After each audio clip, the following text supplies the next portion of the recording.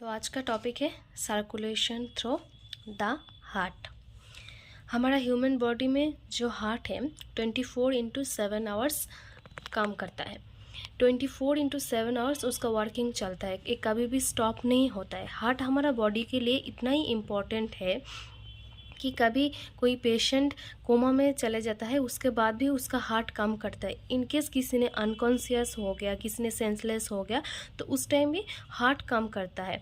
But in case किसी ने senseless हो गया, अनकॉन्शियस हो गया, तो उस टाइम हमारा ब्रेन काम नहीं करता है। जब हम सोती हो हम लोगों का ब्रेन काम नहीं करता है, वो रेस्ट लेता है।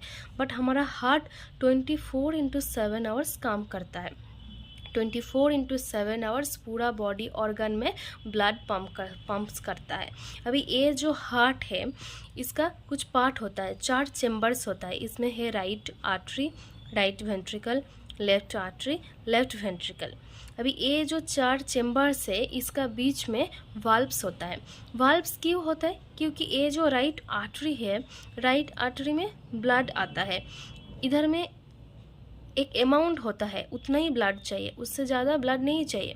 क्योंकि तो जब राइट आर्टरिया में ब्लड फुल हो जाता है, जितना अमाउंट ब्लड चाहिए उतना अमाउंट ब्लड हो जाता है, तब इधर में जो वाल्व है right atrium and right ventricle का बीच में होता है ट्राइकास्पिड वाल्व। ये जो ट्राइकास्पिड वाल्व है इसको पता चल जाता है कि राइट आर्ट्रियम फुल हो गया, जितना ब्लड चाहिए था उतना ब्लड इधर में हो गया, तब ये ट्राइकास्पिड वाल्व ओपन हो जाता है। ओपन होने के बाद ये राइट आर्ट्रियम से राइट वेंट्रिकल में ब्लड आ जाता है। जब राइट आर्ट्रियम से राइट वेंट्रिकल में ब्लड आ जाता है, जितना अमाउंट ब्लड चाहिए उतना अमाउंट ब्लड आने के बाद ऑटोमेटिकली ये जो ट्राइकास्पिड वाल्व है ये फिर से क्लोज हो जाता है। नेक्स्ट राइट वेंट्रिकल से ब्लड चले जाता है पल्मोनरी आर्टरी में।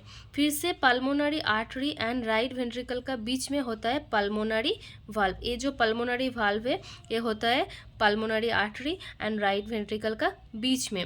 इसमें 3 फ्लैप्स होता है, 1 2 3। ये 3 फ्लैप्स होने के कारण इसको ट्राइकास्पिड वाल्व भी हम बोल सकते हैं, क्योंकि ट्राइकास्पिड वाल्व मीनिंग 3 फ्लैप्स नहीं तो 3 कप्स होना है।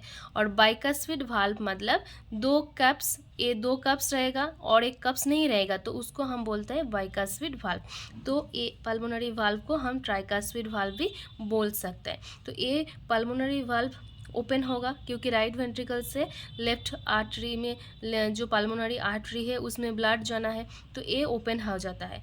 बाद में राइट वेंट्रिकल से पल्मोनरी आर्टरी में ब्लड चले जाता है, जितना अमाउंट ब्लड चाहिए।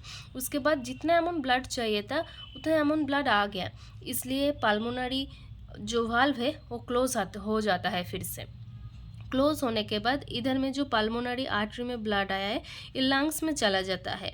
लंग्स में क्यों जाता है? क्योंकि जो ब्लड था इधर में डीऑक्सीजनेटेड था। राइट में जब तक जो सर्कुलेशन चल रही थी वो डीऑक्सीजनेटेड था, और राइट साइड में ये जो प्रोसेस हुआ है, ये जो सर्कुलेशन हुआ है, इसको बोलता है पल्मोनरी सर्कुलेशन। तो इधर में पल्मोनरी आर्टरी से लंग्स में चला जाता है ब्लड। उसके बाद लंग्स में ऑक्सीजनेटेड होता है। ऑक्सीजनेटेड होने के बाद ये जो पल्मोनरी वेन्स से लेफ्ट साइड में 2 पल्मोनरी वेन्स है, तो इधर से एंट्री करता है ब्लड फिर से लेफ्ट आर्ट्रियम में। ये है लेफ्ट आर्ट्रियम, तो लेफ्ट आर्ट्रियम में फिर से ब्लड एंट्री करता है। एंट्री करने के बाद इधर में जितना अमाउंट ब्लड चाहिए था उतना अमाउंट हो गया। उसके बाद ये इधर में जो वाल्व है ये ओपन हो जाता है। तो लेफ्ट आर्टरी लेफ्ट वेंट्रिकल का बीच में जो वाल्व होता है उसका नाम है मिट्रल वाल्व। मिट्रल वाल्व, इसको हम बाइकास्पिड वाल्व भी बोल सकते हैं। क्यों बाइकास्पिड वाल्व बोल सकते हैं? क्योंकि ये जो मिट्रल वाल्व है इसमें 2 फ्लैप्स होता है, ऐसा 3 फ्लैप्स नहीं होता है, 2 कप्स होता है, नहीं तो 2 फ्लैप्स भी बोल सकता है, इसलिए मिट्रल वाल्व का और एक नाम है बाइकास्पिड वाल्व। तो ये मिट्रल वाल्व ओपन हो जाता है क्योंकि लेफ्ट आर्टरी में ब्लड फुल हो गया। नेक्स्ट ये मिट्रल वाल्व ओपन हो गया, लेफ्ट आर्टरी से लेफ्ट वेंट्रिकल में ब्लड आ गया, तो फिर से मिट्रल वाल्व क्लोज हो गया क्योंकि इधर में जितना अमाउंट ब्लड चाहिए था लेफ्ट वेंट्रिकल में उतना अमाउंट ब्लड पहुंच गया, इसलिए मिट्रल वाल्व का काम भी हो गया, तो ये क्लोज हो जाता है ऑटोमेटिकली।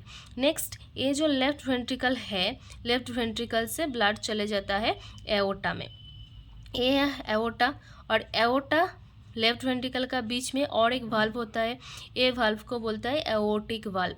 ये एओर्टिक वाल्व मतलब एओर्टा एंड लेफ्ट वेंट्रिकल का बीच में जो वाल्व होता है उसको बोलता है एओर्टिक वाल्व।